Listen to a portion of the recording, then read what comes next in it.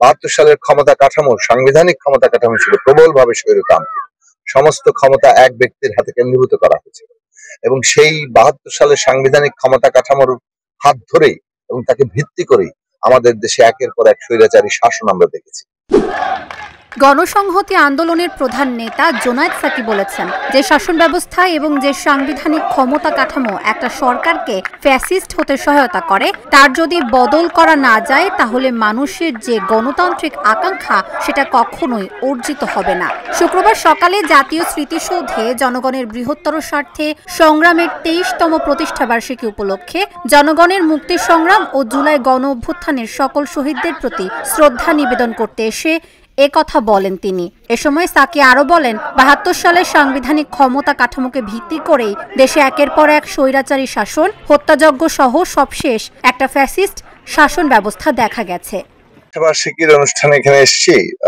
গণসংহতি আন্দোলন 2002 সালে রাজনৈতিক মঞ্চ হিসেবে যাত্রা শুরু করে।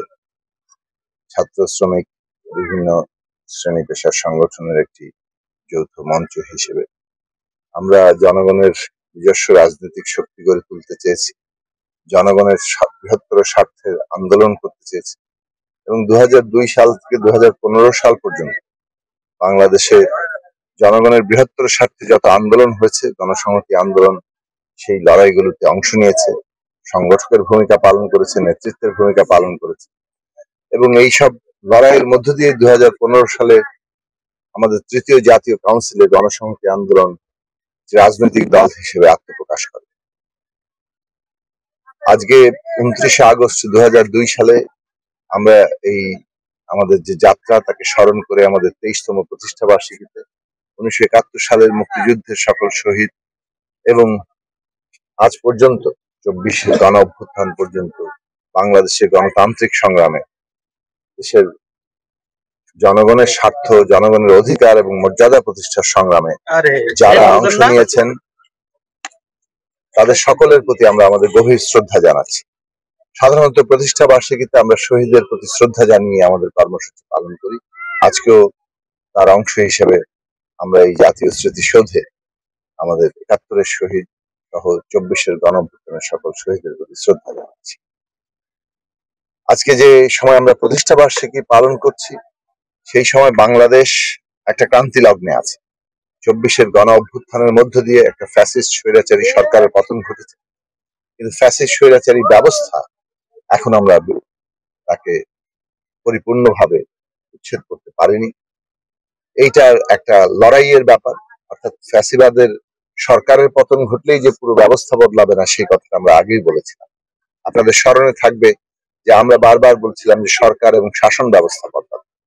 যে শাসন ব্যবস্থা, যে সাংবিধানিক ক্ষমতা কাঠামো একটা সরকারকে ফ্যাসিস্ট হতে সহায়তা করে, তার যদি বদল আমরা না ঘটাই তাহলে আমরা গণতান্ত্রিক ব্যবস্থার যে আকাঙ্ক্ষা মানুষের মধ্যে তৈরি হয়েছে, এত রক্তের মধ্যে দিয়ে, এত আত্মত্যাগের মধ্যে দিয়ে, আমাদের শহীদদের জীবন উৎসর্গের মধ্যে দিয়ে, সেটা কখনোই অর্জিত হবে না। সেই লক্ষ্যে আমরা সংবিধানের ক্ষমতা কাঠামো সংস্কারের কথা বলেছি। কেননা 72 সালে যে সংবিধান প্রতিষ্ঠা হয়েছিল, সেই সংবিধান 1971 সালে মানুষের গণতান্ত্রিক আকাঙ্ক্ষাকে ধারণ করে। 72 সালের ক্ষমতা কাঠামো, সাংবিধানিক ক্ষমতা কাঠামো ছিল প্রবলভাবে স্বৈরতান্ত্রিক। সমস্ত ক্ষমতা এক ব্যক্তির হাতে কেন্দ্রীভূত করা হয়েছিল এবং সেই 72 সালের সাংবিধানিক ক্ষমতা কাঠামোর হাত ধরেই এবং তাকে ভিত্তি করেই আমাদের দেশে একের পর এক স্বৈরাচারী শাসন আমরা দেখেছি, হত্যাযজ্ঞ দেখেছি এবং সবশেষে একটা ফ্যাসিস্ট শাসন দেখেছি। কাজেই সেই কাঠামোগত বদলটা খুব দরকারি, যেটা সাংবিধানিক ক্ষমতা কাঠামোগত রাষ্ট্রীয় ক্ষমতা কাঠামো কিংবা রাষ্ট্রীয় প্রতিষ্ঠানগত পরিবর্তনের প্রশ্ন। সেই পরিবর্তনের লড়াই যখন আমরা করছি, তখন আমরা দেখছি একদিকে ফ্যাসিস্ট যারা শক্তি ছিল, আওয়ামী লীগ এবং তার নানা রকম সহযোগী শক্তিরা, তারা নানাভাবে এই যে গণ অভ্যুত্থান, তার আত্মত্যাগটাকে অস্বীকার করার চেষ্টা করছে। তারা যেভাবে হত্যাযজ্ঞ চালিয়েছে সেটাকে অস্বীকার করার চেষ্টা করছে এবং এই মানুষের আত্মত্যাগকে অস্বীকার করে তাদের এই ফ্যাসিস্ট শাসনকে এখনো জায়েজ করে দেওয়ার চেষ্টা করছে। এই নির্লজ্জতা, মানে এটা একেবারে রীতিমতো মানুষের সকল কল্পনার সীমাকে ছাড়িয়ে যাচ্ছে। তারা বিদেশে বসে ষড়যন্ত্র করছে, দেশের ভেতরে ষড়যন্ত্র করছে এবং নানাভাবে অর্থ যোগান দিয়ে একটা নাশকতা সৃষ্টি করে এই দেশে বিচার, সংস্কার, নির্বাচনের যে তৎপরতা, সেটাকেও আসলে ক্ষতিগ্রস্ত করছে। অন্যদিকে আমরা দেখছি যে এইখানে বাংলাদেশে অভ্যুত্থানের যে চেতনা ছিল, অভ্যুত্থানের যে আকাঙ্ক্ষা ছিল, যে এইখানে অন্তর্ভুক্তিমূলক বাংলাদেশ হবে, সকল মানুষের, সকল নাগরিকের অধিকার এবং মর্যাদা প্রতিষ্ঠা হবে, সেই জায়গায় পুরনো ফ্যাসিবাদী কায়দায় অনেকেই নিজেদের মত অন্যের উপর চাপিয়ে দেওয়ার জন্য আমাদের এক মতটাই একমাত্র, এইরকম মানসিকতা নিয়ে তারা নানাভাবে জনগণের উপরে, নাগরিকদের উপর চড়াও হচ্ছেন এবং একটা মবের রাজত্ব কায়েমে তারা সহায়তা করছেন। আমরা মনে করি যে একদিকে যেমন এই আওয়ামী লীগ মুক্তিযুদ্ধের নাম নিয়ে মুক্তিযুদ্ধের সমস্ত আকাঙ্ক্ষার বিপরীতে গিয়ে যেভাবে একটা ফ্যাসিবাদ কায়েম করেছে, তেমনি কোন রকম দক্ষিণপন্থী ফ্যাসিবাদী তার উত্থান কিংবা তার নানা রকম তৎপরতা, সেটাও জনগণের আকাঙ্ক্ষার বিরুদ্ধে। কাজেই জনগণ চায় একটা গণতান্ত্রিক ব্যবস্থা, জনগণ চায় একটা অধিকার এবং মর্যাদার ব্যবস্থা, এবং আমরা যে কোনো ধরনের অন্যায়কে কোনোভাবে প্রশ্রয় দেওয়াটা কোনো যুক্তি দিয়ে আমরা সমর্থন করি না। আমরা মনে করি ফ্যাসিবাদীদের সকল ষড়যন্ত্র আমাদের রুখে দিতে হবে, কিন্তু ষড়যন্ত্র রুখতে গেলে অবশ্যই আমাদের আইন অনুযায়ী গণতান্ত্রিক অধিকার বজায় রাখতে হবে। সেই আইন এবং গণতান্ত্রিক অধিকার বজায় রেখে আমরা যদি কোনো পদক্ষেপ না নিই, তাহলে অবশ্যই আমরা একইভাবে ফ্যাসিবাদী কায়দার খপ্পরের মধ্যে পড়বো। বাংলাদেশ গণতান্ত্রিক পথে এগিয়ে যাবে সেই আশাবাদ আমরা রাখি, এবং আমরা মনে করি যে কোনো ধরনের অপশক্তি আমাদের দেশের গণতান্ত্রিক অগ্রযাত্রা, আমাদের দেশের মানুষের অগ্রযাত্রাকে রুখতে পারবে না। বিচার, সংস্কার, নির্বাচন এই মুহূর্তে বাংলাদেশের প্রধান জাতীয় স্বার্থ। বিচার এবং সংস্কারকে কখনোই নির্বাচনের মুখোমুখি দাঁড় করানো কোনোভাবেই গ্রহণযোগ্য হবে না, এবং নির্বাচন যেটা আমাদের সংস্কার সম্পন্ন করার জন্যই দরকার, বিচারকে এগিয়ে নিয়ে যাওয়ার জন্য দরকার, এবং এটা গণতান্ত্রিক উত্তরণের মধ্য দিয়ে বাংলাদেশ এগিয়ে যাবে।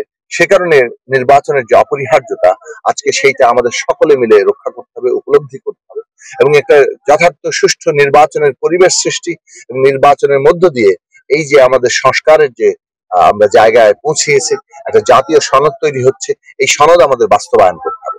আমরা মনে করি জাতীয় সনদের আইনি বাধ্যবাধকতা এবং তার বাস্তবায়নের পথ নিয়ে আমরা অতি দ্রুত ঐকমত্যে পৌঁছাতে পারবো এবং নির্বাচনের পরিবেশ সৃষ্টি করতে পারবো। তার জন্য সকল রাজনৈতিক আন্দোলনকারী রাজনৈতিক দলগুলোর মধ্যে একটা ঐক্য তৈরি হবে।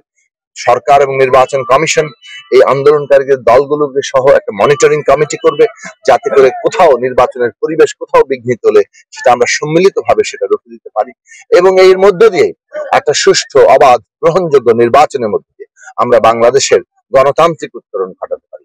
এটাই আজকের যে ভূ রাজনীতি, নানা ধরনের বাংলাদেশের অস্তিত্বের বিরুদ্ধে যে ষড়যন্ত্র, সমস্ত কিছু মোকাবেলা করে একটা গণতান্ত্রিক ভাবে আমাদের মাথা উঁচু করে দাঁড় করাতে সাহায্য করবে। সেই পথেই জনগণকে আমরা